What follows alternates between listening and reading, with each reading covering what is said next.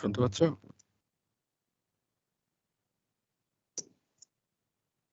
Yes, sir.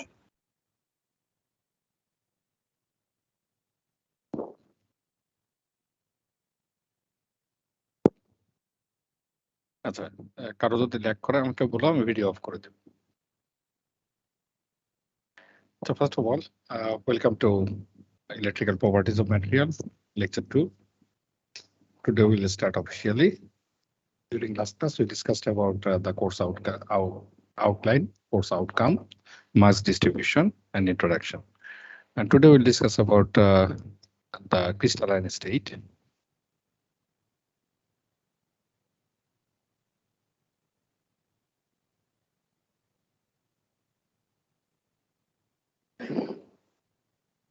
Crystalline state. So প্রথম crystalline state এর first topic হলো crystalline solid.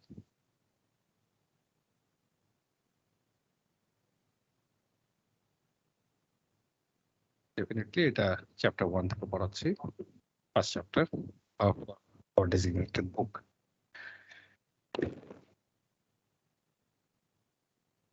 আচ্ছা, প্রথমে আমরা এটার ডেফিনিশন বলার চেষ্টা করি যে what is crystalline solid. A atom based bond with each other in a regular pattern to form a periodic array of atoms, that is crystalline solid. Atoms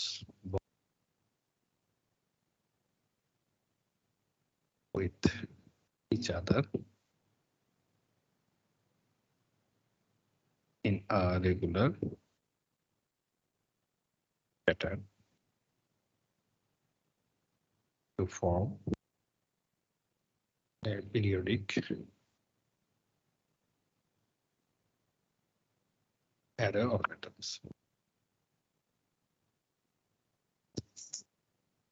Very simple definition. Crystalline solid atoms bond with each other. একটার সাথে আরেকটা atom bond গঠন করে in a regular pattern. এখানে important parameter কোনটা আমাদের দেখা লাগবে? Regular pattern to form A periodic array. এই দুটা জিনিস। তাহলে ক্রিস্টালাইন সলিড হতে গেলে ডেফিনেটলি সলিডটার একটা রেগুলার প্যাটার্ন থাকতে হবে এবং পিরিয়ডিক অ্যারে থাকতে হবে। পিরিয়ডিক অ্যারে বলতে কি বুঝি? পিরিয়ডিক অ্যারে বলতে বুঝি আমরা ধরো এই একটা ক্লাসরুমের মধ্যে ধরো এখানে চেয়ার আছে, আমাদের এআইবি ক্লাসরুম।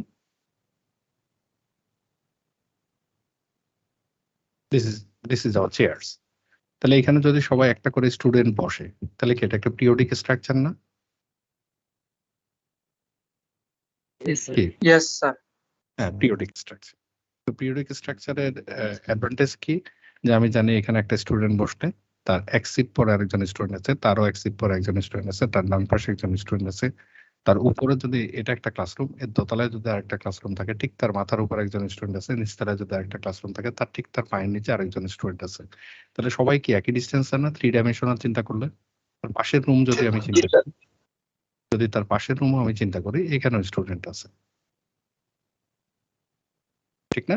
তাহলে তার পাশের রুমে স্টুডেন্ট আছে, উপরের রুমে স্টুডেন্ট আছে, নিচের রুমে স্টুডেন্ট আছে, সামনের রুমে স্টুডেন্ট আছে, পিছনের রুমে স্টুডেন্ট আছে, সব দিকে স্টুডেন্ট এক্সিস্ট করতেছে, এখানে স্টুডেন্ট আছে। তার মানে বেসিক্যালি পিরিয়ডিক অ্যারে হলো এমন যে আমরা বলতেছি যে সব জায়গায় যদি ইকুয়ালি ডিস্ট্রিবিউটেড ভাবে এরকম মানে ইকুই ডিস্টেন্স মেনটেন করে যদি সবাই বসে তাহলে আমরা এটাকে পিরিয়ডিক স্ট্রাকচার বলতেছি। এটা ইভেন এটা যদি আমাদের ফার্স্ট ফ্লোর হয়, গ্রাউন্ড ফ্লোরে স্টুডেন্ট আছে, সেকেন্ড ফ্লোরে স্টুডেন্ট আছে। তো এই যে রেগুলার প্যাটার্নটা এবং পিরিয়ডিক অ্যারেটা আমরা বুঝতে পারলাম, এবং বসতে হবে কে? অ্যাটম। তার মানে তোমরা এসে বসতেছো, এই জায়গাগুলো ফিক্সড এবং তোমরা বসার পরে এই পিরিয়ডিক অ্যারেটা কমপ্লিট হচ্ছে। তাহলে দুইটা জিনিস এখানে ইম্পর্টেন্ট, একটা হলো কোথায় বসবা আর কে বসবে। তো কোথায় বসবা এটাকে আমরা বলতেছি যে লেটিস। এই পয়েন্টটাকে যেখানে বসবা সেই জায়গাটাকে আমরা বলতেছি লেটিস, আর যে বসবা তাকে আমরা বলতেছি বেসিস। দুইটা টার্ম আমরা নিয়ে আসতেছি, লেটিস এন্ড বেসিস। লেটিস মানে চেয়ার, বেসিস মানে তুমি। তাহলে লেটিসের উপরে বেসিস বসে পড়তেছে। ক্লিয়ার? Yes, sir. এই দুটো টার্ম তো ক্লিয়ার হয়েছে না? ক্লিয়ার হবে বলতে বোঝাচ্ছি আমরা এখনো ডিপে যাইনি, এইটুকু তো বুঝতে পারছো যে যেখানে বসবে সেই জায়গাটাকে আমরা বলতেছি লেটিস, আর যে বসবে তাকে আমরা বলতেছি বেসিস। আচ্ছা, এরপরে আসি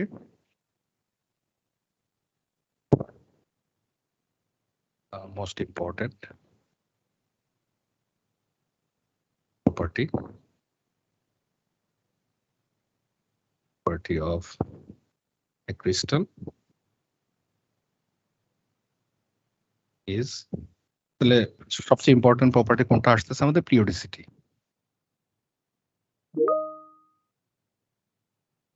এটা আমাদের important property, most important property, যে পিরিয়ডিক অ্যারে অনুযায়ী বসতেছে, that is the most important property. And due to that the location of each atom in a crystal is well known.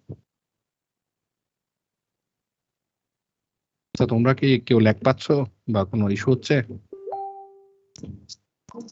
No sir. হ্যাঁ sir, না থাকলে very good, issue নাই। এরপরে আসি যে এই যে পিরিয়ডিসিটির কথা বললাম, তারপর এই যে লোকেশন গুলো আমাদের জানা থাকতেছে, পিরিয়ডিসিটির কারণে আমরা লোকেশন বলতে পারতেছি যে একটা অ্যাটম কোথায় থাকলে সেকেন্ড অ্যাটমটা কোথায় থাকবে। এই যে পিরিয়ডিক অ্যারের আমরা একটা এক্সাম্পল দিলাম, তাহলে এর ফলে আমরা কি জানি যে ঠিক এতটুকু ডিস্টেন্স পরে একটা অ্যাটম পাবো, ঠিক পাশে একটা অ্যাটম পাবো, এই পাশে একটা অ্যাটম পাবো, উপরে একটা অ্যাটম পাবো, নিচে একটা অ্যাটম পাবো। এই যে স্ট্রাকচারটা আমরা পাচ্ছি সেটা পিরিয়ডিসিটির জন্যই সম্ভব। এই জন্য আমরা বললাম মোস্ট ইম্পর্টেন্ট প্রপার্টি হলো periodicity, and due to that location আমরা জানতে পারবো। একটা ক্রিস্টালে প্রত্যেকটা অ্যাটমের লোকেশন আমরা ওয়েল নো আগে থেকে জানতে পারবো। That is another advantage. Naturally এই যে মানে ক্রিস্টালাইজ সলিড, এটার এক্সাম্পল আমরা দেই যে আমরা কেন ক্রিস্টালাইজ সলিড দিয়ে মাথা ঘামাচ্ছি, আমাদের কি দরকার? দরকার না থাকলে পড়বো না। আমাদের ইলেকট্রিক্যাল ইঞ্জিনিয়ারিং এ যদি দরকার থাকে তাহলেই পড়বো। সো এক্সাম্পল কি কি? নিয়ারলি অল মেটালস, সব মেটাল আমাদের হলো ক্রিস্টালাইন সলিড। সেকেন্ড আসতেছে মেটাল আমাদের জন্য ইম্পর্টেন্ট নাকি ইম্পর্টেন্ট না বলো তো? মেটাল স্যার Metal অনেক কি- ইম্পর্টেন্ট। কি কি কাজে লাগে? কি কি কাজে লাগে একটা এক্সাম্পল দাও তো আমাদের স্যার ইলেকট্রিক্যাল সবকিছু ইঞ্জিনিয়ারিং। তৈরি করতেছে মেটাল লাগে স্যার, মোটর স্যার বানাতে এই যে দেন কন্ডাক্টর যে ওয়্যার ইলেকট্রিসিটি পাস করতেছে এই সবকিছু। যে metal দুটি বস্তু তৈরি করতে আমাদের মেটালস লাগবে। এক্স্যাক্টলি, মেটাল লাগতেছে আমাদের যত কন্ডাক্টর আছে সব মেটাল। তো এবং হলো যত রকমের ম্যাগনেটিক সার্কিট আছে আমাদের, যেমন ট্রান্সফরমার, তারপর হলো মোটরের যে ম্যাগনেটিক কোর গুলো আমরা তৈরি করতেছি, স্ট্যাটর, রোটরের, সবই মেটাল দিয়ে তৈরি করতেছি। তাহলে সব মেটাল যেহেতু আমাদের crystalline solid, this is very important for us. তারপর সেকেন্ড পয়েন্টে আসতেছি, মেনি সিরামিক্স। সিরামিক্স গুলো কেন ইম্পর্টেন্ট বলো তো? সিরামিক আমাদের কি কাজে লাগে? স্যার ইনসুলেটর হিসেবে কাজ করে স্যার, Exactly. বাঁচাবাঁচি এর কাজ করে। ইনসুলেটর। ইনসুলেটর, হ্যাঁ, আমাদের যে pin type insulator, shackle type insulator মনে আছে এগুলা? জি স্যার। এই ইনসুলেটর গুলো তৈরি করতে আমাদের ইয়া লাগতেছে, সিরামিক লাগতেছে। তো যে কোনো ধরনের যদি হাই ইনসুলেটিভ ম্যাটেরিয়াল আমরা ডিজাইন করতে চাই, উই চুজ সিরামিক। সিরামিক একটা ভেরি হাই রেজিস্ট্যান্স ম্যাটেরিয়াল। এটা গেল আমাদের সেকেন্ড। তাহলে আমাদের সব কন্ডাক্টর আমাদের এটা আন্ডারে চলে আসলো। সিরামিক গুলা আমাদের যেহেতু ইনসুলেটর হিসেবে ইউজ করি, সিরামিক গুলো চলে আসলো। কন্ডাক্টর আর ইনসুলেটর আমাদের অবশ্যই ক্রিস্টালাইন ম্যাটেরিয়াল। সেকেন্ড আসতেছে, থার্ড আসতেছে সেমিকন্ডাক্টর। অলমোস্ট অল সেমিকন্ডাক্টরস আর ক্রিস্টালাইন ম্যাটেরিয়াল। তাহলে সেমিকন্ডাক্টর ছাড়া কি কোনো ইলেকট্রনিক ডিভাইস হবে? মোবাইল, টিভি, যাই বলো, কম্পিউটার, ডেস্কটপ, সবাই ক্ষেত্রে সেমিকন্ডাক্টর লাগে স্যার। হ্যাঁ, সব বানাইতে তো সেমিকন্ডাক্টর লাগে। তাহলে সব সেমিকন্ডাক্টরে যদি ক্রিস্টালাইন ম্যাটেরিয়াল হয়, তাহলে তো ডেফিনেটলি সেমিকন্ডাক্টর মানে এই এই যে জিনিসটা আমরা পড়তেছি, এটা অবশ্যই ইম্পর্টেন্ট ফর আস। আচ্ছা, নেক্সট, তোমরা লিপো ব্যাটারির নাম শুনছো না? লিপো জি sir. Lipo sir battery lipo. হ্যাঁ, লিপো ব্যাটারি মানে হলো লিথিয়াম পলিমার ব্যাটারি। তোমরা যখন ক্যাপাসিটর প্রজেক্ট করবা তখন দেখবা যে লিপো ব্যাটারি নিয়ে তোমরা কাজ করতে পারো। হ্যাঁ, এই ব্যাটারি গুলা বেশ ভালো, লিথিয়াম পলিমার ব্যাটারি। তো এটা আগে ছিল লিথিয়াম আয়ন ব্যাটারি, এখন লিথিয়াম পলিমার ব্যাটারি গুলা বেশ ভালো পারফর্ম করতেছে। তাহলে যে পলিমার ম্যাটেরিয়ালটা এই ম্যাটেরিয়ালটা আমাদের আবার ইলেকট্রিক্যাল ইঞ্জিনিয়ারিং এ এখন ভালোই ঢুকতেছে, যেমন সেমিকন্ডাক্টর ম্যাটেরিয়ালের অনেক জায়গায় আমরা এখন পলিমার ম্যাটেরিয়াল ইউজ করি। তো এই যে পলিমার গুলা ফরচুনেটলি সব হলো মানে most of them are crystalline material. তাহলে ভেরিয়াস পলিমার্স। তাহলে দেখো আর কিছু বাকি আছে ইলেকট্রিক্যাল ইঞ্জিনিয়ারিং এ? অলমোস্ট এভরিথিংই তো কভার হয়ে যাচ্ছে। তাহলে এভরিথিং বানানোর জন্য যেই জিনিস লাগতেছে সবই হলো ক্রিস্টালাইন ম্যাটেরিয়াল। তাহলে ক্রিস্টালের স্ট্রাকচার আমাদের অবশ্যই জানতে হবে যদি if you want to work with electrical যে ইঞ্জিনিয়ারিং। ফার্স্টটা যেটা লিখছেন ওই যে অল মেটালস, ওটার আগের ওয়ার্ডটা কি লিখছেন? Nearly NEARLY। Okay okay sir. আচ্ছা, এরপর আসতেছি ল্যাটিস। পেজটা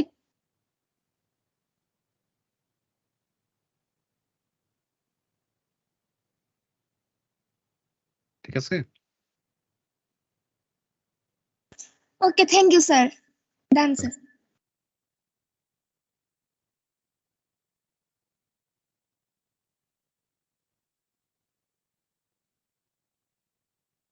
এটা কি নতুন ফিচার আসছে নাকি? এটা তো ছিল না। আচ্ছা, যাক। ল্যাটিস আসি is an infinite periodic array of geometric points. আগেই বলছিলাম যে ল্যাটিস মানে যে জায়গায় বসবে সেটাকে আমরা ল্যাটিস বলতেছি, যে বসবে তাকে আমরা বেসিস বলতেছি। তাহলে আমরা আসি ল্যাটিসের ডেফিনেশনে। Lattice is an infinite finite periodic array of geometric points.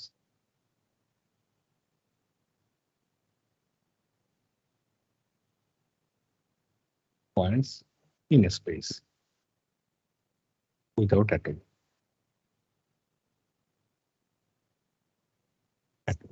তাহলে এটা দেখতে কেমন দেখা যাবে সেটাতে আসি। যে ইনফাইনাইট পিরিয়ডিক অ্যারে, ইনফাইনাইট বলতেছে মানে চলতেই থাকবে, ডানে বামে সব দিকে বিশাল এরিয়া জুড়ে এই ধরনের একটা পিরিয়ডিক অ্যারে থাকবে। যেমন ক্লাসরুমের 4টা ক্লাসরুমের এক্সাম্পল দিচ্ছি। আসলে তো এরকম মেটালের কথা যদি আমরা চিন্তা করি, অল্প একটু মেটালের মধ্যে মিলিয়নস অফ অ্যাটম থাকে। তো মিলিয়নস অফ অ্যাটম তো এরকম পিরিয়ডিক অ্যারেতে বলবো, এই জন্য আমরা এটাকে ইনফাইনাইট পিরিয়ডিক অ্যারে বলতেছি। বিশাল বড় যদি আমরা মানে কনসিডার করতে থাকি কতগুলা। তো প্রথমে আমরা 3D ভিউটা আঁকি। ধরো এই ধরনের একটা কিউবিক স্ট্রাকচার। কিউবিক স্ট্রাকচারে ধরো এখানে একটা অ্যাটম আছে, এখানে একটা অ্যাটম আছে, এখানে একটা অ্যাটম আছে, এখানে একটা অ্যাটম আছে, নিচের কর্নারে একটা, এই কর্নারে একটা, এই কর্নারে একটা, এই কর্নারে একটা অ্যাটম আছে। ঠিক আছে, অ্যাটম গুলো বসতেছে কোথায়? এই পয়েন্টে বসতেছে একটা, এই পয়েন্টে বসতেছে, এই পয়েন্টে বসতেছে, এখানে বসতেছে, প্রত্যেকটা কর্নার পয়েন্ট গুলাতে বসতেছে। তাহলে এই যে কর্নার পয়েন্ট গুলা যেখানে বসতেছে এই জায়গাটাকে আমরা বলতেছি ল্যাটিস পয়েন্ট। আর যে অ্যাটমটা বসতেছে এই অ্যাটমটাকে আমি বলতেছি বেসিস। ঠিক আছে, এবার কি আন্দাজ করতে পারছো যে what is lattice and basis?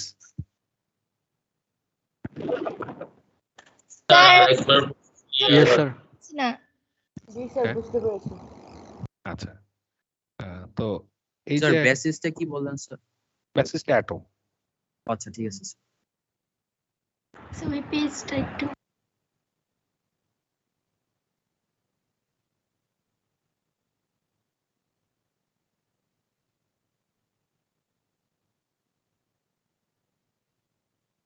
ঠিক আছে,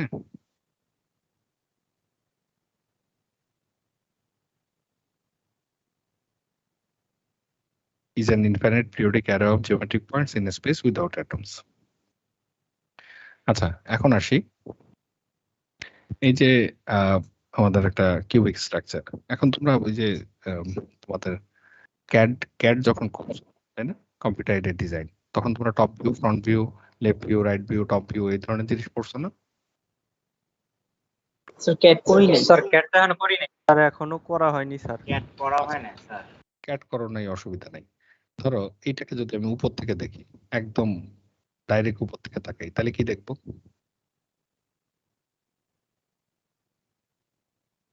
এরকম দেখবো না? আর কিছু কি দেখা যাবে? No sir one view sir হ্যাঁ, একদম ধরো এরকম একটা বক্স আছে, বক্সের একদম উপর থেকে তাকাইলে এই আউটলাইনটা, এই নিচের আউটলাইনটা তো এটা নিচে পড়ে যাবে সরাসরি। সো 2D তে যখন চিন্তা করব, 2D দেখলে আমরা শুধুমাত্র একটা সারফেস কনসিডার করব। তাহলে এটা যদি 2D ভিউ আমরা আঁকি তাহলে কেমন হবে? 2D ভিউটা এটা 3D ভিউ। আর যদি 2D ভিউ আঁকি, 2D ভিউ আঁকলে এই ধরনের হবে। ধরো ধরো এই একটা বক্স, এই এক বক্সটা হলো এইটা, এই যে বক্সটা দেখতেছি, তাহলে তার পাশে আরো এরকম কিউব আছে না, ডানে বামে সব দিকেই তো আছে। ক্লিয়ার? এটা ডানেরটা এটা, বামেরটা এটা, এই ধরনের আরো হইতে পারে, মিলিয়নস অফ হবে। বোঝা গেল কি? Yes sir. 2D ভিউতে দেখলে আমরা এরকম দেখবো, একই জিনিস, জাস্ট 3D আর 2D একটু চিন্তা করার জন্য তোমাদেরকে দুটো ভিউ দেখায়। এবার আসি বেসিসের ডেফিনেশন। এবার আসি বেসিসের ডেফিনেশন। What is basis?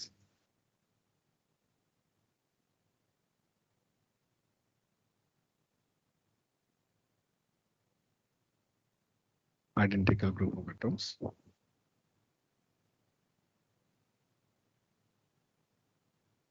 are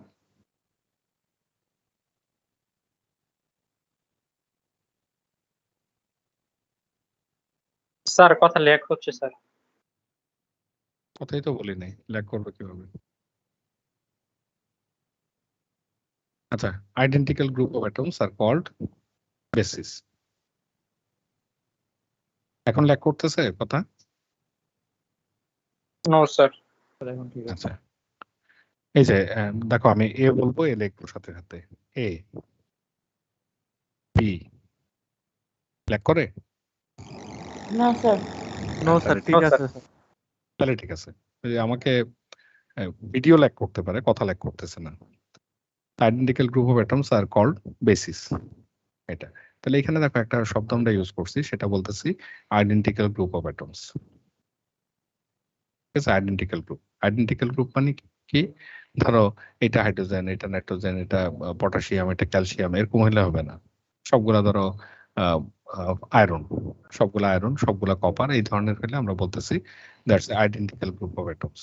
ঠিক আছে, সো যে কেউ এসে বসে বললেই আমরা এটাকে পিরিয়ডিক অ্যারে বলবো না, আমরা আইডেন্টিক্যাল অ্যাটম যদি বসে সেক্ষেত্রে আমরা এটাকে পিরিয়ডিক্যাল অ্যারে বলবো। ঠিক আছে, স্যার আইডেন্টিক্যাল অ্যাটম Yes, আরেকবার sir. রিপিট করুন স্যার। আইডেন্টিক্যাল অ্যাটম না হলে তো বুঝতেও ঝামেলা হবে, এটা একটা ইস্যু।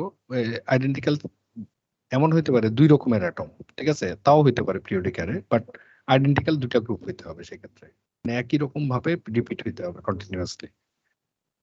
That is important. আচ্ছা, এই গেল আমাদের বেসিসের ডেফিনেশন। এবার ক্রিস্টাল স্ট্রাকচারে আসি। ক্রিস্টাল স্ট্রাকচার, তাহলে ক্রিস্টাল কি কি মিলে তৈরি হয় বলতো? লেটিস আর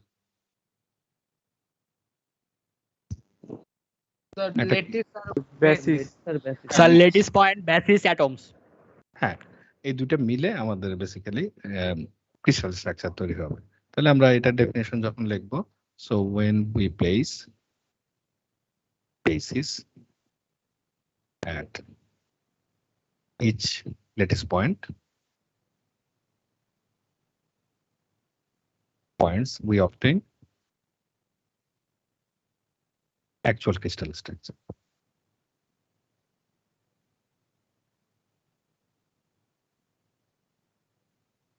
তাহলে একটা অ্যাকচুয়াল ক্রিস্টাল স্ট্রাকচার পাওয়ার জন্য আমাদেরকে লেটিস পয়েন্ট গুলোতে বেসিসকে বসাতে হবে।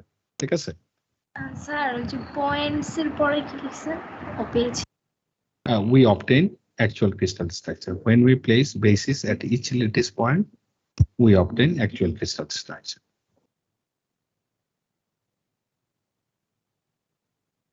ওকে, তো এখন দ্বিতীয় ইস্যুতে আসতেছি। আমরা বললাম তাহলে কিরকম হবে ক্রিস্টাল দেখতে? ক্রিস্টাল দেখতে একটা মানে একটা ইউনিট সেল দেখতেছি, একটা পার্ট দেখতেছি ছোট, যেটা রিপিট হবে কন্টিনিউয়াসলি। এটা তো এখানে আমাদের অ্যাটম গুলো থাকবে।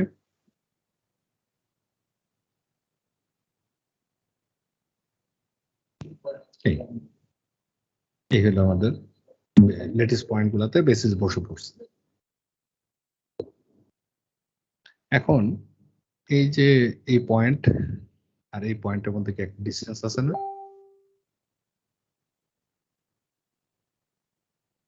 Yes, sir.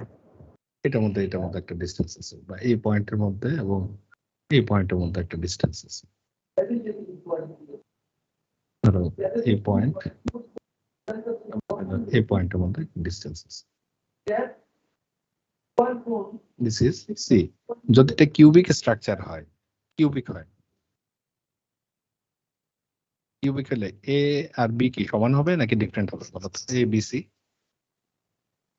সব সমান হবে স্যার। তাহলে a equal to b equal to c। যদি কিউবিক স্ট্রাকচার হয় তাহলে a equal to b equal to c, মানে লেন্থ ও a, উইডথ ও a, হাইট ও a, সবগুলো সমান। এই হলো আমাদের কিউবিক স্ট্রাকচার। তাহলে এই জিনিসগুলোকে আমরা বলতেছি lattice parameter.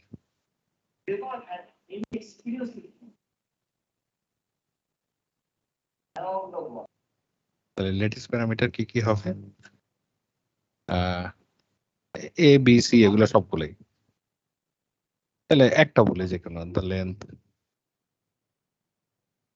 or width or height of the cube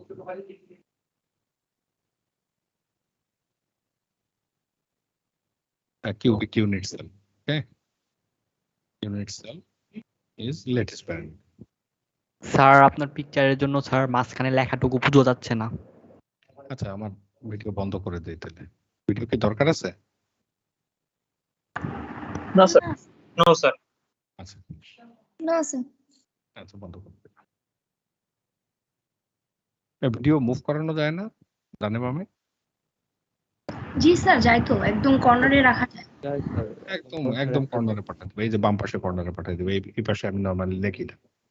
video থাকলে সুবিধা হয় যে হাত দিয়ে মাঝে মধ্যে কোনো জেস্চার দেখালে তোমরা দেখতে পারবে, কারণ এখানে কিছু জিনিস হাত দিয়ে জেস্চার না দেখাইলে ক্লিয়ার হয় না। ক্লাসরুমে থাকলে সুবিধা, এই জিনিসগুলো আসলে ক্লাসরুমে থাকলে খুব নাইসলি এক্সপ্লেইন করা যায়।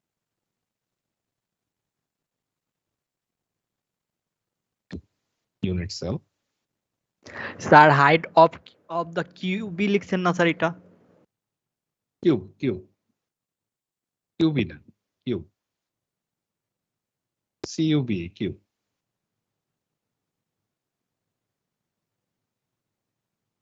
আচ্ছা, ইউনিট সেল স্যার হলো কি লেন্থ, ওয়াইড, হাইট এগুলো কি একসাথে বুঝাইছেন নাকি যেমন যে কোনোটাই হতে পারে? যে কোনোটা লেন্থ, যে কোনোটা হতে পারে। লেন্থ হলো ল্যাটিস প্যারামিটার, উইডথটাকে আমরা বলবো ল্যাটিস প্যারামিটার, হাইটটাকেও বলবো ল্যাটিস প্যারামিটার, যেটি হোক। লেন্থ যদি এ বলি, উইডথ যদি বি বলি, হাইট যদি সি বলি, তিনটাই ল্যাটিস প্যারামিটার। আচ্ছা, এখন যদি কোনো একটা পিরিয়ডিক জিনিস থাকে, যেমন ধরো এটা একটা পিরিয়ডিক জিনিস, এরকম একটা স্ট্রাকচার বারবার রিপিট হচ্ছে, তাহলে সবচেয়ে স্মলেস্ট পোর্শন কোনটা বলতো? যেটা যেটা বারবার রিপিট হচ্ছে, এটার পাশে আরেকটা কিউব আছে, তার পাশে আরেকটা কিউব আছে, উপরে কিউব আছে, ধরো এরকম একটা কিউব, ঠিক আছে? এই কিউবের পাশে আরেকটা কিউব আছে, এটা এই পাশে আরেকটা কিউব আছে, এটা পিছনে একটা কিউব আছে।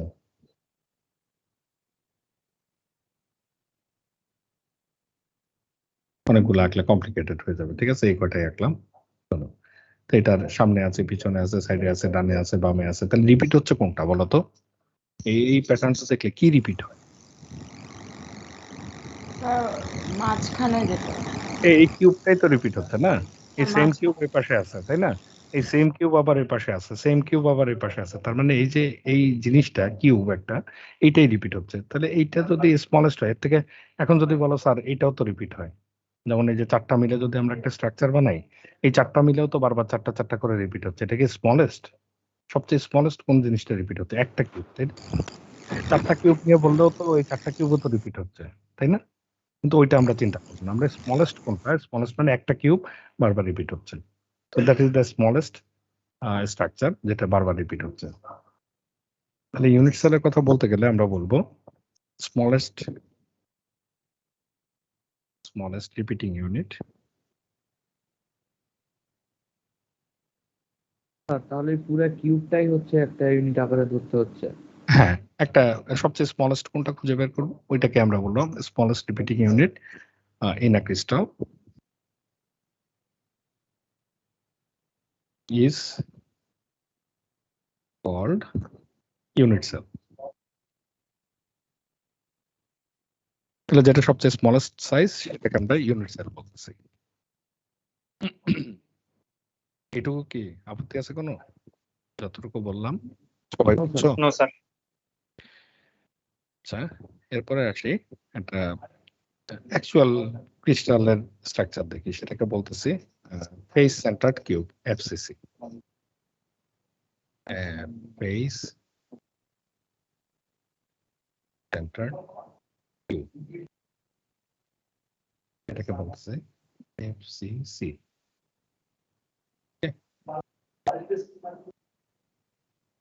তাহলে আমরা একটু দেখে আসি যে অ্যাকচুয়ালি এফসিসি কেমন, দেখার পরে আমরা আবার ব্যাক করব।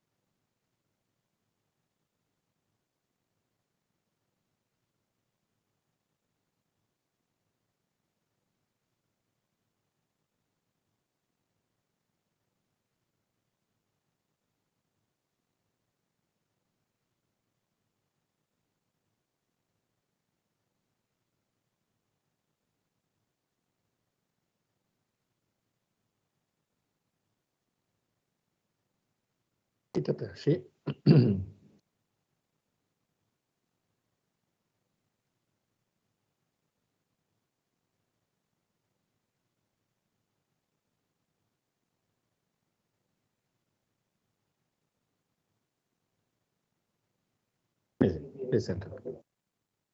আচ্ছা, এটা একটু খেয়াল করো যে এখানে একটা অ্যাটম আছে, এখানে একটা, মানে চার সব কর্নারে একটা করে অ্যাটম আছে।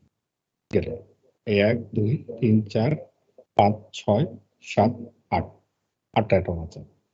তো এই বাকিগুলো কই থেকে আসলো সেটাতে আসছে, একটু মাথায় রাখো, তারপরে ধীরে ধীরে ব্যাখ্যা করতে।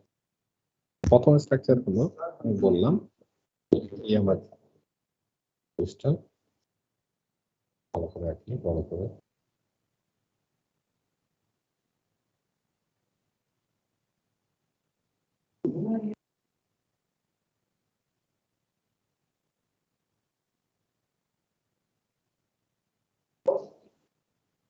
এই হলো আমার একটা কিউব, এই হলো আমার একটা কিউব। তো এখানে একটা অ্যাটম আছে, এখানে একটা অ্যাটম। প্রথমে কর্নার অ্যাটম গুলো দিয়ে নিই। প্রত্যেকটা কর্নারে একটা করে অ্যাটম আছে। এরপরে আসতেছি, যেমন অন্য কালার নেই, এই পাশে যে সারফেসটা আছে, এই সারফেসে মাঝখানে আমরা একটা অ্যাটম দিলাম, এটাকে আমরা লেফট সাইডের অ্যাটম বললাম। আচ্ছা, এই পাশে যে সারফেস আছে, এই সারফেসে একটা অ্যাটম দিলাম, এটাকে রাইট সাইডের অ্যাটম। ঠিক আছে? এরকম সারফেস কয়টা আছে বলো তো একটা কিউবে? 6টা। কয়টা স্যার? 6টা। চারপাশে 4টা আর উপর নিচে 2টা, 6টা। কয়টা স্যার? 6টা, হ্যাঁ এক্স্যাক্টলি। এবার আসি ধরো টপটায়, এই টপে একটা অ্যাটম দিলাম, এটা হইলো টপ। আচ্ছা, এরপর আসি বটমে একটা দিলাম, এটাকে বললাম বটম। আর বাকি থাকলো কি ফ্রন্ট আর ব্যাক, না? ফ্রন্ট আর ব্যাক একটু ডিফারেন্ট কালার দিয়ে আঁকি।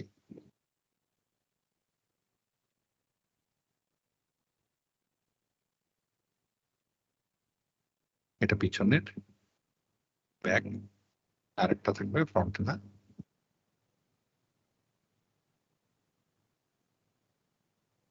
এটা হলো,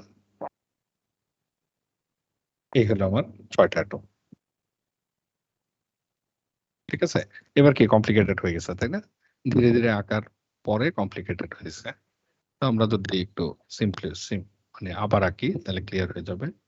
এই হলো আমার ক্রিস্টাল স্ট্রাকচার, 1টা 2টা 3টা 4টা 5টা 6টা 7টা 8টা, 8 কর্নারে 8টা দিলাম। এই সারফেসে একটা, টপ সারফেসে একটা, বটম সারফেসে একটা, আর ডান পাশের সারফেসে একটা, পিছনের সারফেসে একটা, সামনের সারফেসে একটা। এটা লেফট, এটা রাইট, এটা টপ, এটা বটম, এটা হলো ব্যাক, এটা হলো ফ্রন্ট। বুঝা যাচ্ছে কি? ইমাজিন করতে পারতেছো? Yes sir. Yes, sir. আচ্ছা, ইমাজিন করতে পারলে ভেরি গুড। এখন একটা কোয়েশ্চেন আসতেছে, সেটা হলো আমরা ওই যে আমাদের 3D স্ট্রাকচারটা চাই আবার।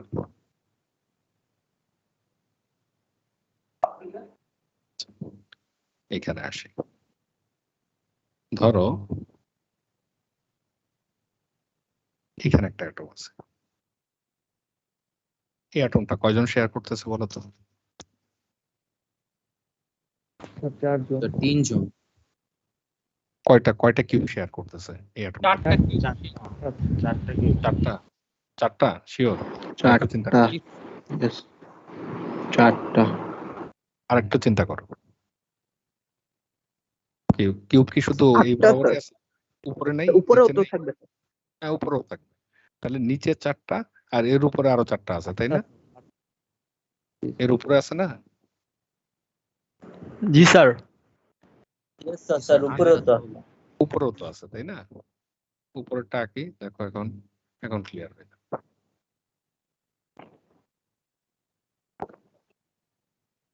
তাই না? তাহলে এটা কি এই উপরের 4টা আর নিচের 4টার মাঝখানে পড়ছে, ঠিক না? Yes sir. তাহলে এই 8টা, তাহলে এই উপরের 4টা 1 2 3 4টা কিউব, আর নিচের এই যে রেড 4টা কিউব, 4টা, এই 4টা 8টার কর্নারে পড়ছে। তাহলে 8টার কর্নারে এই অ্যাটমটা আমার বসে আছে। তাহলে আমার ভাগে কতটুকু পড়বে বলো তো? একটা কিউবের ভাগে কতটুকু পড়বে? এই যে আমার কিউবে চলে আসে এখন, 1/8। তাহলে এই কর্নার অ্যাটমটা 8 ভাগের 1 ভাগ পড়বে আমার ভাগে। এখন যেটা সাইডে আছে সেটা আমার ভাগে কতটুকু পড়বে? যেটা সাইডে আছে 1/6। 2 ভাগের 1 ভাগ নিবে। সবগুলো তো সমান সমানই পড়বে। একবার বললা, একজন বললা 2 ভাগের 1 ভাগ, একজন বললা 6 ভাগের 1 ভাগ। বলো এই দুইটার মধ্যে কারেক্ট অ্যান্সার আছে কোনটা? 1/8 ই হবে স্যার। না, এই দুইটার মধ্যে কারেক্ট অ্যান্সার আছে। এই যে সাইডেরটা 1/8 স্যার হাফ। হাফ। So 1/6. 1/6 কেন? আমার এই অ্যাটমটা কি 6টা সারফেসেই আছে? না স্যার, 2টা। 2টা সারফেস। এই যে Half, ধরো, sir. এই যে এটার কথা চিন্তা করো, এটা যদি পাশে যদি এটা কিউব আঁকি, তাহলে এটা আমার কিউব আর পাশের কিউব মিলে শেয়ার করতেছে, আর কেউ কি পাচ্ছে এটার ভাগ? এইটা তো 2টার সারফেসের মধ্যে পড়ছে। তাহলে এটা কি এর পিছনেরটা, সামনেরটা, উপরেরটা, নিচেরটা আর কারোর মধ্যে ঢুকতেছে এটা? তাহলে আমি হাফ পাচ্ছি আর সে হাফ পাচ্ছে, তাই না? স্যার আপনি কি লেফট সাইডের অ্যাটমের কথা বললেন? হ্যাঁ, এই যে লেফট অ্যাটমটার কথা বলছি। ও আচ্ছা, ঠিক আছে। যে কোনো অ্যাটমই, ধরো টপেরটা উপরেরটার সাথে ভাগ হবে, রাইটের ডান পাশেরটার সাথে ভাগ হবে, বটমেরটা তার নিচেরটার সাথে ভাগ হবে। আর কারোর সাথে কি ভাগ হওয়ার অপশন আছে? কারণ সে তো সারফেসে বসে আছে। কর্নারে থাকলে সে অনেকগুলোর সাথে ভাগ হচ্ছে, সারফেসে থাকলে তো জাস্ট পাশেরটার সাথে। জাস্ট চিন্তা করো, তোমার বেডরুমের ওয়ালে যদি একটা অ্যাটম বসাও, ফুটবল বসাও, এই ফুটবলটা ধরো ওয়াল ছেদ করে চলে যেতে পারে, এই ধরনের একটা ফুটবল বসাইলা, তাহলে কয়জন পাবা ভাগ? পাশের রুমে যে আছে সে পাবা অর্ধেক ফুটবল, আর তুমি পাবা অর্ধেক ফুটবল, তাই না? Yes sir. আর যদি তোমার ছাদে যদি একটা ফুটবল বসাও, তাহলে ওটা কে পাবা? তুমি পাবা, আর তোমার উপরের এই সেম রুমে যে আছে সে পাবে। তাহলে এই যে ছাদেরটা যেটা বলতেছে, এটা ছাদে যদি একটা ফুটবল বসাও, সেটা উপরের জন পাবে আর তুমি পাবা। সাইডের ওয়ালে যদি বসাও পাশের রুমের জন পাবে, তুমি পাবা। কিন্তু তোমার রুমের একদম কর্নারে যদি একটা অ্যাটম বসাও, ফুটবল বসাও, সেটা তার এই রুম পাবে, এই রুম পাবে, এই পাশের রুম পাবে, উপরের চারটা রুম পাবে। সো কর্নার অ্যাটম গুলো 8টা রুমে ভাগ পায়। কিন্তু সাইডে যদি ফেসে থাকে, ফেস গুলা কি আমি হাফ হাফ পাচ্ছি। ইমাজিন করতে পারতেছো এটা? জি স্যার। আচ্ছা, এবার আবার আমরা 3D পিকচারে আসছে জিনিসটা আরো ক্লিয়ার হবে। এখন দেখো এই যে আমাদের কিউবটা, এই যে প্রত্যেকটা অ্যাটমের সেন্টার, এই কিউব কি আসলে মেটালের মধ্যে কি কিউব আছে এরকম? অরিজিনালি আছে কিউব? না স্যার। এটা তো আমরা ইমাজিন করতে হবে sir। এটা ইমাজিন করতেছি আমরা, তাই না? আসলে অরিজিনালি তো কোনো কিউব টিউব নাই। এখন কিউব যদি আমি এরকম ইমাজিন করি, তাহলে আমার কিউবে এই যে এই অ্যাটমটা কি হাফ হাফ পড়বে, ঠিক না? এই যে দেখো, এই যে হাফ দেখেন জি স্যার। আমার কিউবের yes sir, yes surface sir. অ্যাটমটা হাফ। এই কর্নারটা কতটুকু পড়বে? 1/8। এই দেখো 1/8 অংশ। এরকম 1টা 2টা 3টা 4টা হইলে অর্ধেক হবে, উপরে 4টা মিলে বাকি অর্ধেক হবে। তাহলে কর্নার অ্যাটম গুলো এখানে ক্লিয়ারলি দেখা যাচ্ছে, এই একটা কর্নার অ্যাটম, এই একটা কর্নার অ্যাটম, এটা একটা, এটা একটা, এটা একটা, এটা একটা, এগুলো কর্নার অ্যাটম। আর ফেসের গুলা দেখো, এই যে ফেসের গুলো হলো হাফ হাফ পাচ্ছি, ঠিক আছে? এখন অরিজিনালি অ্যাটম গুলা একটা একটার গায়ে গায়ে লেগে থাকে, কিন্তু আমরা যেহেতু লিটারেচারে যখন দেখাবো তখন যদি গায়ে গায়ে লেগে আঁকি, তাহলে তো আমরা বুঝতে পারবো না। এই জন্য আমরা আঁকার সময় ছোট ছোট ছোট ছোট ডট দিয়ে দেখাই, কিন্তু অ্যাকচুয়ালি থাকে এরকম গায়ে গায়ে লেগে থাকে। যে আরো অ্যাকচুয়ালি যদি চিন্তা করো, মেটালের মধ্যে এইভাবে থাকে, একটা অ্যাটমের সাথে একটা অ্যাটম একদম গায়ে গায়ে লেগে আছে। তো আমি ওখানে ইমাজিন করে বের করার চেষ্টা করতেছি আসলে প্যাটার্নটা কি। প্যাটার্নটা দেখা যাচ্ছে এরকম, এরকম একটা ইউনিট যদি আমি কন্টিনিউয়াসলি রিপিট করতে থাকি, তাহলে এই পুরো স্ট্রাকচারটা আমরা পাবো। বুঝা গেল?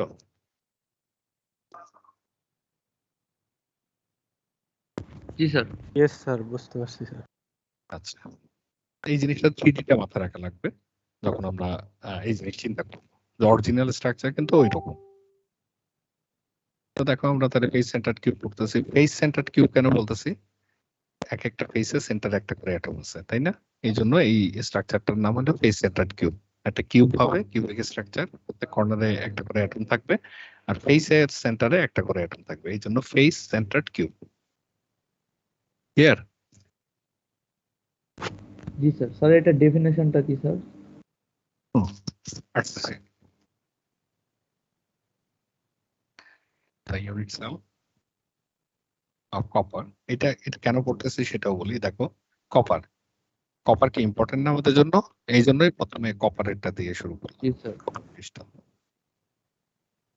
Crystal is cubic. Unit cell of copper crystal is cubic. এই কপারের যে ইউনিট সেলটা সেটা কিউবিক স্ট্রাকচারের, মানে A = B = C। আর কি থাকে? Copper atom at each corner, প্রত্যেকটা কর্নারে একটা করে কপার অ্যাটম থাকে কপারের কিউবের, আর হলো copper atom at the center of each face। প্রত্যেকটা ফেসের সেন্টারে একটা করে অ্যাটম থাকে। ক্লিয়ার?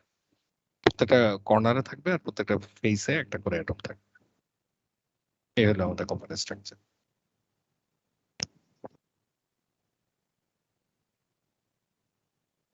এইবার আমাকে বলো যে এই যে স্ট্রাকচারটা আমরা দেখছি একটু আগে, আবার বের করি।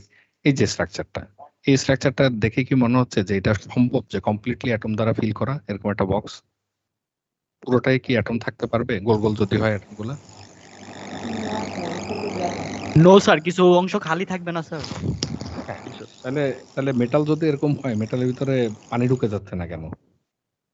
মেটাল তো ফাঁকা ফাঁকা মনে হচ্ছে ভিতরে। স্যার অন্য এই সাবার এটার মধ্যে কানেক্ট হইতেছে। না, এই যে ফাঁকাগুলো আছে, ফাঁকাগুলাতে পানি ঢুকে যাবে না, বাতাস ঢুকে যাবে না? স্যার পানির কণাটা তার চেয়ে বড়, এই জন্য স্যার। এক্স্যাক্টলি। এই যে ছোট ছোট স্ট্রাকচার দেখতেছি, এই যে ফাঁকা দেখতেছি, এই অ্যাটমের সাইজ হলো ন্যানোমিটার, মানে ধরো ন্যানোমিটার রেঞ্জে, ইভেন 1 ন্যানোমিটারও না এক একটা অ্যাটমের সাইজ। তাহলে এই ফাঁকার সাইজ হলো একদম মানে পয়েন্ট সামথিং ন্যানোমিটার। তাহলে এখানে অন্য একটা অ্যাটম ঢুকার আর অপশন নাই, ইভেন বাতাস ঢুকার অপশন নাই, কারণ বাতাসের তো oxygen, hydrogen, carbon die oxide, carbon monoxide, এই ধরনের জিনিস মিলেই তো বাতাস, তাই না? সো তুমি যদি বলো জাস্ট লাইক আমাদের স্যার মানব দেহের মতো স্যার। আমাদের মানব দেহ তো স্যার ছোট ছোট ইয়া থাকে স্যার, মানে ছিদ্র থাকে স্যার। হ্যাঁ, তো একইভাবে যদি আমরা চিন্তা করি যে এইখানে এই যে ছোট ছোট জায়গাগুলো এখানে বেসিক্যালি অন্য কোনো কিছু নেই, এটা ভ্যাকুয়াম, কিছুই নাই, ঠিক আছে? তো এখন আমি যদি বলি যে তাহলে ফাঁকা অংশ কতটুকু আর অ্যাটম কতটুকু জায়গা নিছে, তাহলে এটা একটা চিন্তা করতে পারি না, একটা বক্সের মধ্যে ধর আমি ফুটবল ঢুকাইলাম, ফুটবল ঢুকাইলে তো কোনোভাবেই ফুটবল পুরো জায়গাটা নিতে পারবে না। তাহলে বক্সের তো একটা ভলিউম আছে আর ফুটবলের ভলিউম আছে, কোনটা বেশি হবে বলতো, বক্সের ভলিউম নাকি ফুটবলের ভলিউম? স্যার আরেকবার বলবেন স্যার, কথাটা ল্যাগ হয়ে গেছিল স্যার। ধরো একটা বক্স আছে, বক্সের ভিতরে আমি অনেকগুলা ফুটবল ঢুকাইলাম বা টেনিস বল ঢুকাইলাম ধরো। তো টেনিস বলে তো ভলিউম থাকবে একটা, আর বক্সেরও একটা ভলিউম থাকবে। তো ভলিউম কোনটার বেশি হবে, বক্সের ভলিউম নাকি টেনিস বলের ভলিউম? বক্সের। স্যার বক্সের ভলিউম স্যার। ডেফিনেটলি বক্সের ভলিউম, তাই না? আমরা খুব ইজিলি এটা অ্যান্সার করতে পারতেছি। তাইলে এখন একটা কোশ্চেন থাকতে পারে যে আমি একটা বক্সের মধ্যে অনেকগুলো টেনিস বল ঢুকাইলাম, তাহলে কতটুকু ভলিউম সে কনজিউম করছে, এটা একটা রেশিও বের করতেছি। তাহলে এখানে ভলিউম অফ টেনিস বল আর ভলিউম অফ বক্স, এটা যদি বের করি তাহলে কি পাবো, বক্সের কত অংশ টেনিস বল দ্বারা ফুল করা আছে সেটা বের করতে পারবো না এই জিনিস যদি বের করি? জি স্যার। জি স্যার। আচ্ছা, তাহলে এইখানে কি আমার একটা জানতে ইচ্ছা করতেছে না যে অ্যাটম গুলা বসাইলাম, তাহলে আসলে কতটুকু জায়গা অ্যাটম দ্বারা ফিল্ড এবং কতটুকু অংশ অ্যাটম মানে ফাঁকা আছে, সেটা কি জানতে ইচ্ছা করতেছে নাকি করতেছে না বলো? হ্যাঁ স্যার, অবশ্যই স্যার। তাহলে জি এই স্যার। জিনিসটা মানুষ তো কিউরিয়াস সব সময়, মানুষ জানতে চায়। তাহলে জানতে চাইলে ডেফিনেটলি এটা একটা প্যারামিটার থাকবে, সেটাকে আমরা বলতেছি এপিএম। এপিএফ এটার নাম, এটাকে আমরা বলতেছি অ্যাটমিক প্যাকিং ফ্যাক্টর। এটা বেসিক্যালি একটা স্ট্রাকচারের মধ্যে অ্যাটম কতটা প্যাক হয়ে আছে। হ্যাঁ, তো এমন হতে পারে একটু ফাঁকা ফাঁকা আছে, কখনো হতে পারে বেশি প্যাক হয়ে আছে, বিভিন্ন স্ট্রাকচারের উপর ডিপেন্ড করবে। তাহলে আমরা এফসিসি স্ট্রাকচার যদি হয় আমাদের, তাহলে অ্যাটম গুলা কেমন প্যাক হয়ে আছে সেটা আমরা বের করতে চাচ্ছি এই মুহূর্তে। তো প্রথম যে কাজটা করব সেটা হলো, ধরো আমরা একটা অ্যাটমিক এফসিসি একটা এঁকে ফেলি। এই অ্যাক্সিস কে বললাম আমরা এক্স, এই অ্যাক্সিস কে বললাম আমরা ওয়াই, এটাকে বললাম আমরা জেড। আর অ্যাটম গুলাকে আমরা রিপ্রেজেন্ট করি কর্নারে কর্নারে, প্রত্যেক কর্নারে একটা করে থাকবে, লেফটে থাকবে, রাইটে থাকবে, টপে থাকবে, টমে থাকবে, ব্যাকে থাকবে, আর হলো স্যার front এ। অ্যাটম কি স্যার গণনা করে শেষ করা যাবে বাস্তবে? হ্যাঁ হ্যাঁ যাবে, কেন শেষ করা যাবে? অ্যাটম তো তুমি বসে বসে গুনবা না, তুমি অ্যাটমিক মাস, অ্যাটমিক ম্যাসেজ যদি সমান ওয়েটের যদি তুমি নাও, মেটাল নাও, তাহলে 6.023 ইন্টু 10⁻23 এতগুলো অ্যাটম থাকবে, অবশ্যই বের করা যাবে। কিন্তু তুমি যদি বলো যে একটা একটা করে গুনবো স্যার, তাহলে গুনতে পারবে না। তো এতগুলো গুনে তুমি ধরো আমি যদি 63 গ্রাম কপার দিই তোমাকে, তাহলে এতগুলো অ্যাটম আছে, তুমি 63 গ্রাম কপারের অ্যাটম গুনে শেষ করতে পারবে লাইফ টাইমে? নো স্যার, এর জন্যই বললাম আর কি। হ্যাঁ, এটা অ্যাভোগাড্রো নাম্বার, আমরা তো জানি অ্যাভোগাড্রো আমাদেরকে এই জিনিস বের করে দিয়েছেন। হ্যাঁ, তো আমরা এখন আর গণাগুণের মধ্যে যাবো না, আমরা জানি।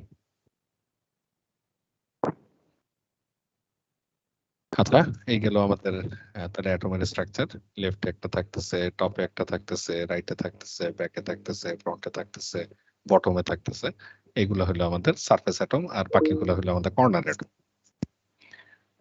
তো যদি এই স্ট্রাকচারই হয়, তাহলে আমরা আরেকটু ডিফারেন্ট আরেকটা ডায়াগ্রাম আঁকি। এই হলো আমার সেই ডায়াগ্রাম। ডেফিনেটলি আমরা জানি অ্যাটম গুলো একটা একটা গায়ে গায়ে লেগে থাকে, তাহলে এই কর্নার অ্যাটমের সাথে মাঝখানে যে ফেস অ্যাটম আছে সেটা গায়ে গায়ে লেগে আছে, তার সাথে যে কর্নার অ্যাটম আছে সেটাও গায়ে গায়ে লেগে আছে। এটা আপত্তি আছে কারো? না স্যার। আচ্ছা, তাহলে এটার ডায়ামিটার, এটা যদি রেডিয়াস আমাদের আর হয়, ধরো এটা রেডিয়াস আমাদের আর, তাহলে এটা রেডিয়াস কত হবে, এইটুকু ডিসটেন্স কতটুকু হবে আরই স্যার। আর, নাকি আরেকটু চিন্তা করে বলো? স্যার স্যার 2 আর হ্যাঁ, 2 আর 2 আর হবে। আবার এখান থেকে এতটুকু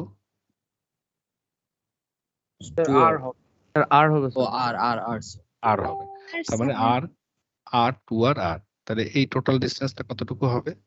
4 আর। হ্যাঁ 4 আর, তাহলে এই ডিসটেন্সটা আমাদের আসতেছে 4 আর।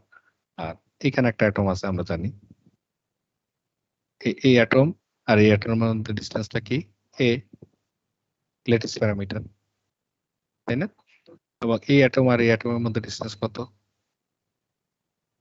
এ, যেহেতু এটা কিউবিক, ঠিক না? এইটুকু বুঝতে পারছো? আচ্ছা, আর এই অ্যাঙ্গেলটা কত কত ডিগ্রি বলো তো এটা?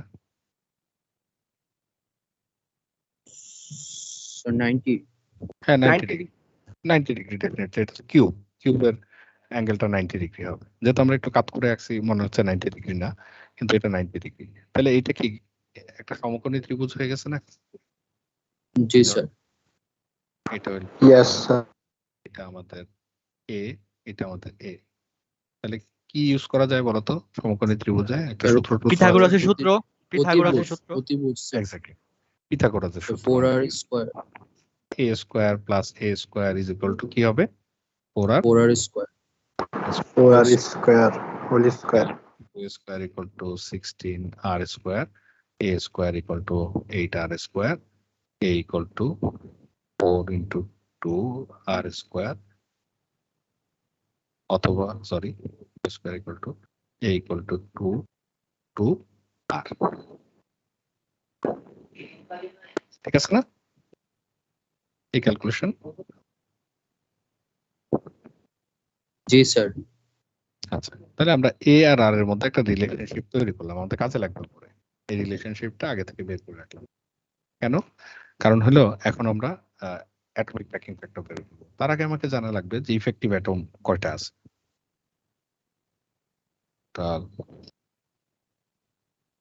একটা second, total number of effective atom per units of copper is. তাহলে এখানে একটা নতুন শব্দ আমরা নিয়ে আসছি, সেটাকে আমরা বলতেছি ইফেক্টিভ অ্যাটম। ইফেক্টিভ অ্যাটম মানে কি? ওই যে আগে বললাম যে এই ফিগারে আমরা যাই, এখানে দেখো এই অ্যাটমটা কি ফুল আছে আমার ভিতরে? না আমার স্যার, না স্যার, ফুল নেই স্যার, ফুল নাই, 8 ভাগের 1 ফুল নাই আছে। এটা কতটুকু আছে? হাফ আছে, এটা আছে হাফ, ওটা এটা হাফ হাফ। আছে। তাহলে এখন যদি বলি যে ভাই ভাগে কতটুকু পাইলাম টোটাল, এটা একটা কোশ্চেন নিতে পারে, ভাই আমার ভাগে কতটুকু হল? জি স্যার। Yes sir. আমার ভাগে কতটুকু হল? সেই কোশ্চেন অ্যান্সার দিতে গেলে আমাকে ইফেক্টিভ অ্যাটম বলতে হবে যে আমি ভাগে পাই। তাহলে আমরা চেষ্টা করি, আমাদের 1/8 এতটুকু করে কয়টা আছে? 8টা কর্নারে 8টা আছে না? 8টা। এটা হলো আমাদের কর্নারের হিসাব। কর্নার থেকে আমরা 1 ভাগের 8 অংশ করে 8টা কর্নারের অংশ আমরা পাইলাম। প্লাস আমরা হাফ করে কয়টা পাচ্ছি? অর্ধেক করে পাই কয়টা? 6টা। 6টা, মানে 6টা। ফেস থেকে পাচ্ছি না? Sir Face of cube। 8টার সাথে 1 ভাগের 8, 8টা থেকে মানে প্রতিটা কি 1/8 পাইতেছি আমরা? হ্যাঁ, প্রতিটাই দেখো, এখানে যাও, এই যে এটা কতটুকু? 8 ভাগের 1 ভাগ পাচ্ছি। এটা কতটুকু? 8 ভাগের 1 ভাগ। বুঝছি স্যার, আমি বুঝে গেছি। এটা পিছনেরটা 1 2 3 4 5 6 7 আর ওই পিছনের কর্নারে 8। এই 8টা আমরা 8 ভাগের 1 অংশ করে পাচ্ছি। আর হাফ হাফ করে কয়টা পাচ্ছি? 6টা সারফেস আছে, 1 2 3টা সারফেস দেখা যাচ্ছে, 6টা। 6টা সারফেস হাফ হাফ করে পাচ্ছি। টোটাল ওগুলো ক্যালকুলেট করলাম, ক্যালকুলেট করে আমরা পেলাম যে কর্নারের জন্য এই আর আমাদের ফেসের জন্য এই। তাই কর্নারের জন্য টোটাল কয়টা পাচ্ছি? 1টা। আর এখানে কয়টা পাচ্ছি? 3টা। ইজ ইকুয়াল টু টোটাল 3 আর 1 4, 4 atoms per units। তাহলে গড়ে আমার ভাগে 4টা করে অ্যাটম পড়তেছে। আপত্তি আছে কারো?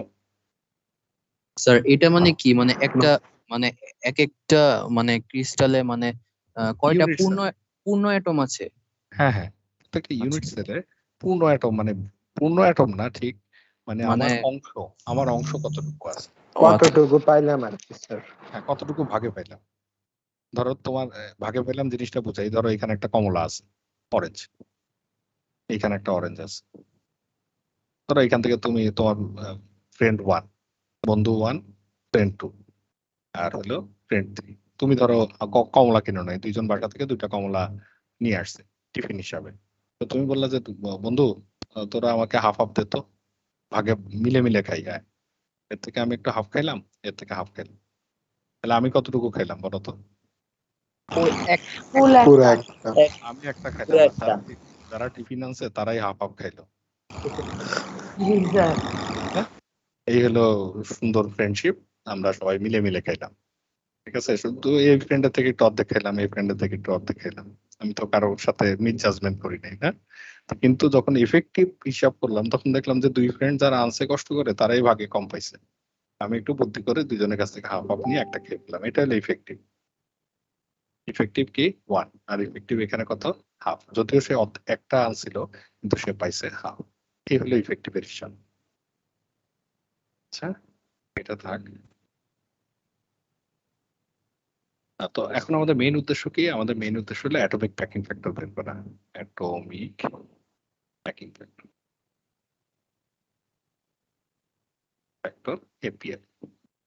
এই আমাদের এপিএফ যদি বের করতে চাই তাহলে আমাদের কি লাগবে? আমরা আগে বলছিলাম যে টেনিস বলের ভলিউম ডিভাইডেড বাই বাক্সের ভলিউম। একইভাবে আমরা যদি এখানে আসি তাহলে আমাদের অ্যাটমের ভলিউম। তাহলে 4টা অ্যাটম আছে, অ্যাটম গুলো দেখতে কেমন? সার্কুলার নাকি স্ফেরিক্যাল? সার্কুলার। না, সার্কেল হলো এইটা। আর আমাদের গোলা বিল্ডিং আছে না? এলিপস।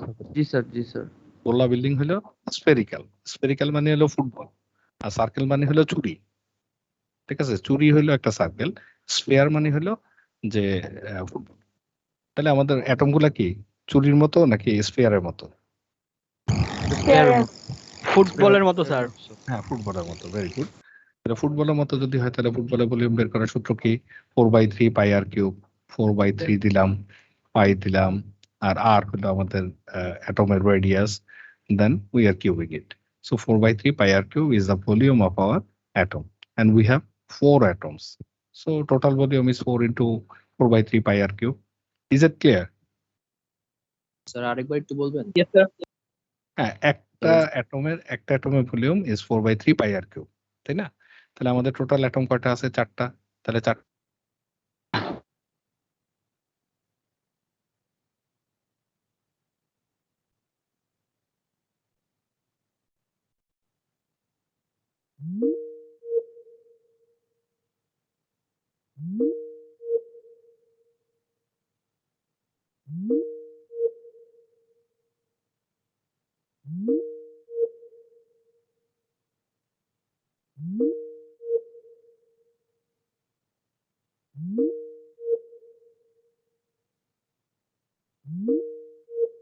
আয়তন।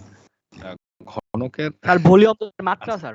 ভাই অনেক ঘনক টনক বলতে পারে না, ও মাথা ঘুরে যায়, এগুলো কঠিন শব্দ। আচ্ছা, আমরা বলি কিউবের ভলিউম বের করতে চাচ্ছি।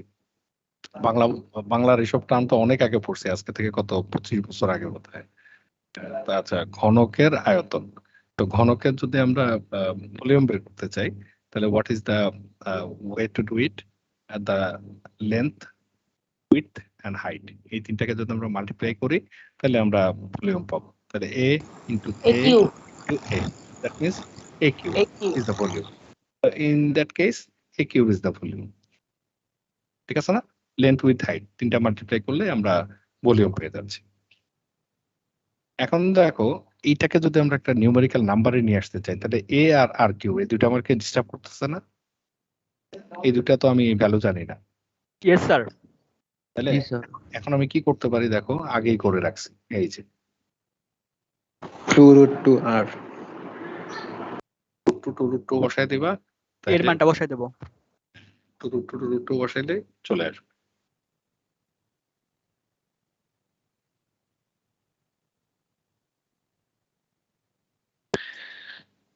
সিক্সটিন ইন্টু, আচ্ছা না, এই জিনিসে যাওয়ার দরকার নেই। 4 ইন্টু 4/3 পাই আর কিউবের মতোই থাকুক। আর আমরা এর যে সূত্রটা ছিল সেটাকে আমরা 2√2 r হোল কিউব। এই এটা বসাই দিলাম। এটা বসাইলে আমাদের লাভ কি হবে? এই আর কিউব কাটাকাটি চলে যাবে, তাই না? আর বাকি অংশ যদি ক্যালকুলেট করি, পাই তো ভ্যালু আছে 3.1416, তাই না? পাইয়ের ভ্যালু বসাই দিলে এটা ক্যালকুলেট করলে কি আমাদের একটা নিউমেরিক্যাল নাম্বার আসবে না? নিউমেরিক্যাল আসবে তো ক্যালকুলেট করলে। সো ক্যালকুলেটর দিয়ে যদি এটা ক্যালকুলেট করে দেখো, ইউ উইল গেট 0.74 এই ভ্যালু পাবা। যদি ইন টার্মস অফ পার্সেন্টেজে নিতে চাই তাহলে কি করতে হয়? পার্সেন্টেজে 100তে নিতে গেলে কি করতে হয় বলো তো? পার্সেন্টেজে নিতে গেলে ইনটু 100 100 ইনটু 100 করবো। দ্যাট মিন্স 100 দিয়ে গুণ করতে হবে। 100 দিয়ে গুণ করতে হবে, এক্স্যাক্টলি। তাহলে 74% থেকে আমি কি বুঝবো বলো তো? What does it mean? Sir atomic packing factor. Atomic packing factor তো বুঝছি। একটা ইউনিট 26% খালি থাকে। স্যার 26% খালি। এক্স্যাক্টলি। আর 74% ভরা, যেটাই বলো। তাহলে the volume of FCC unit cell is 74% full of atoms. FCC যে unit cell আছে সেটা 74% full of atoms. তাহলে আমরা আমাদের ডিজাইড জিনিস পেয়ে গেলাম, বুঝলাম যে 74% ফুল থাকে অ্যাটম দিয়ে, বাকি অংশ খালি থাকে। তাহলে এতদিন আমাদের একটা ধারণা ছিল মনে হয় সলিড মানে হলো সলিড, কোনো জায়গা ফাঁকা নাই, একদম মানে কম্প্যাক্ট। আসলে কি ওই ধারণা থেকে আমরা একটু বের হয়ে আসতে পারছি। So that is one of the primary thing that we achieve today. আমরা জানলাম যে লোহা আর তামা একই জিনিস না। কপারে ফাঁকা যে পরিমাণ সেটা আয়রনে সেম পরিমাণ ফাঁকা নাও থাকতে পারে, ঠিক আছে? বাট ডায়মন্ডে সেম পরিমাণ ফাঁকা নাও থাকতে পারে। ফাঁকা মানে ব্যাপারটা এমন না, যেমন নর্মাল একটা লোককে যদি বলো লোহার মধ্যে ফাঁকা আছে ভাই, অনেক অনেক ফাঁকা আছে, তাহলে ওই লোক তো তোমার উপরে বলবে যে মাথা কি ঠিক আছে? লোহার মধ্যে ফাঁকা থাকলে তো ভাই পানি ঢুকে যেত, তাই না? লোহার এদিক থেকে ফু দিলে কি ওদিক দিয়ে বাতাস বাইর হয়? So that is the difference between a layman and you. একটা ইঞ্জিনিয়ার বুঝবে যে ফাঁকা জিনিসটা কি আর এই কি মিন করতেছে, আর সে বুঝবে না। আবার যদি বললো যে ফাঁকার মধ্যে ভাই বাতাসও ঢুকতে পারে না, কি বলেন ভাই, ফাঁকা আছে আর বাতাস ঢুকে না, এটা কি মাথা তো পুরোই গেছে আপনার ইঞ্জিনিয়ারিং পড়ে। আর রডের ভিতরে স্যার মানে খালি চোখে ফাঁকা দেখা আসলে ট্রাপ, কিন্তু অনুবীক্ষণ যন্ত্র দ্বারা মানে দেখা যাইতে পারে আর কি যে ফাঁকা আছে এরকম। এক্স্যাক্টলি। স্যার দেখা তো ফিজিক্যালি তো দেখা যাবে না। এটাকে বলে দুই ধরনের মাইক্রোস্কোপ আছে, একটা হলো অপটিক্যাল মাইক্রোস্কোপ। অপটিক্যাল মাইক্রোস্কোপ হলো ফিজিক্যালি যেটা দেখা যায়, যে মানে সেটাকে ম্যাগনিফাই করে আমরা দেখি। আর অন্যান্য যে ইলেকট্রন মাইক্রোস্কোপ সেটা আসলে দেখি না, এটা আমরা ফিল করি। যে যেমন অন্ধলোকও তো দেখে, তাই না? কিভাবে দেখে? সে ফিল করে, হাত দিয়ে এরকম হাতায় দেখে সে একটা আন্দাজ পায়। সেটা হলো একরকমের দেখা। আর একটা হলো চোখে দেখা, সেটা একরকমের দেখা। তো এই যে ইলেকট্রন মাইক্রোস্কোপটা বেসিক্যালি চোখে দেখে না, সে মানে বিভিন্ন রকমের প্যারামিটার মেজার করে সে বোঝার চেষ্টা করে কোন জায়গায় ফাঁকা আছে, কোন জায়গায় কি ধরনের স্ট্রাকচার আছে, বুঝে আমাদেরকে স্ক্রিনে অ্যালগোরিদম আছে, অ্যালগোরিদম আমাদেরকে স্ক্রিনে একটা ভিজিবল ইমেজ তৈরি করে দেয়, যে ভিজিবল ইমেজ, এখানে অ্যাটম আছে, এখানে অ্যাটম আছে, এখানে ফাঁকা। তো এইটা হলো সেন্স করে ইমেজ কনস্ট্রাকশন করে আমরা স্ক্রিনে দেখতেছি, আমরা কিন্তু ফিজিক্যালি দেখতেছি না জিনিসটা।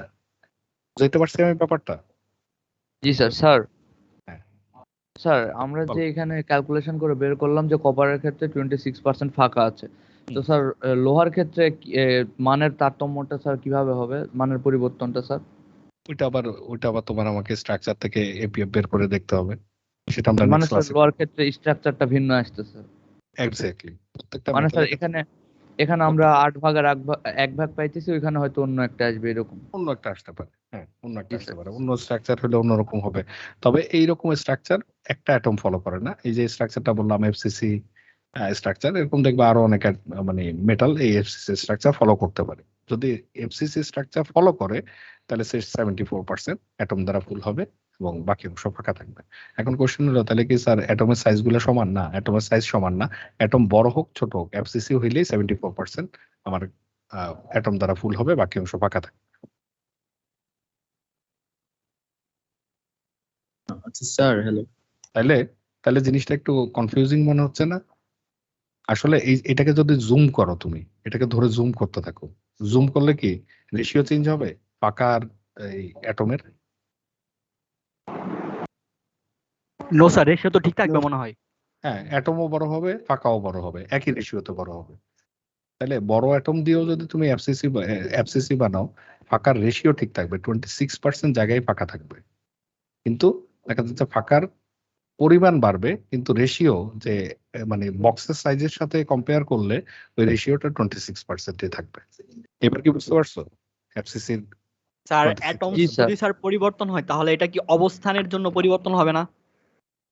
না, অ্যাটম যদি বড় হয় তাহলে সবগুলোই তো বড় হবে একই। যদি এখানে কপারের জায়গায় ধরো অন্য অ্যাটম যদি এই সেম ফরম্যাট ফলো করে, তাহলে অ্যাটম গুলো বড় হবে, এই বক্সের সাইজটা বড় হবে, নাথিং এলস। ইউনিট সেলের সাইজ বড় হবে। হ্যালো স্যার, স্যার বলো। স্যার এই যে আমরা যে ফেস সেন্টার্ড কিউব যেটা, ওখানে কি স্যার অ্যাটম গুলা কি আপনি কর্নার গুলো কাউন্ট করা হয়েছে নাকি জাস্ট সারফেসের উপরে যেগুলা ওগুলা সহ কাউন্ট করা হয়েছে? সবই কাউন্ট করছে, এই যে এখানে তো কাউন্ট করছে, এই যে কর্নার গুলা 1/8 into 8, 8টা কর্নার অ্যাটম আছে, 1/8 অংশ করে পাচ্ছে। আর ফেসের জন্য 6টা অ্যাটম আছে, হাফ করে পাচ্ছে। দুইটাই কাউন্ট করছে, কর্নার এবং ফেস। আচ্ছা আচ্ছা স্যার, ঠিক আছে। অর্থাৎ স্যার অ্যাটম বড় হইলেও আমাদের এই যে 8 ভাগের 1 ভাগ এরকমই হ্যাঁ। থাকতেছে। আলটিমেটলি আমি তো জুম করতেছি, এত কিছু না। জি স্যার, জি স্যার। জুম করলে তো অন্য কিছু, ধরো এটাকে তুমি জুম করে যতই বড় করো, এটা তো এরকমই থাকবে। তো এই অ্যাটমও বড় হবে, ফাঁকাও বড় হবে। এই পিকচারটাকে তুমি যদি জুম করো, জুম করলে কি কোনো মানে স্পেশাল এফেক্ট পাবা? একই রকম থাকবে না? স্যার স্যার সেক্ষেত্রে তো তাহলে বক্সও আরো বড় হবে না? হ্যাঁ, বক্স বড় হবে, কিন্তু রেশিও তো সেমই থাকবে, 74। হ্যাঁ হ্যাঁ, তাহলে ঠিক আছে স্যার, তাহলে শেষ। হ্যাঁ, অ্যাটম বড় হবে, বক্সও বড় হবে, কিন্তু রেশিও সেম থাকবে। ওকে, সো এটা গেল।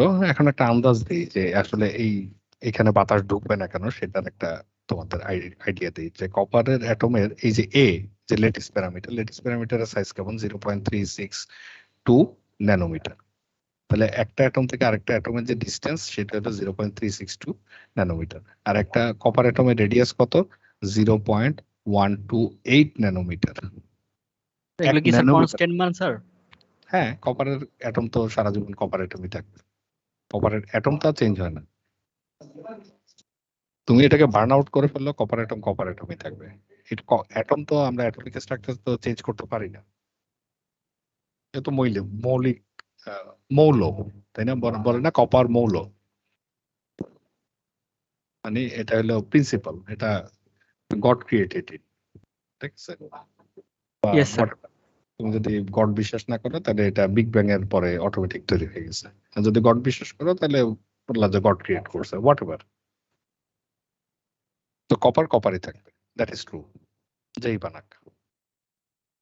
তাহলে এই হলো আমাদের কপার, এবং কপারের ন্যাচারাল সাইজ এই, এবং কিয়ামত পর্যন্ত বা ডুমসডে পর্যন্ত এই একই রকমই থাকবে, ইট ডোন্ট চেঞ্জ। স্যার এই যে এটা হচ্ছে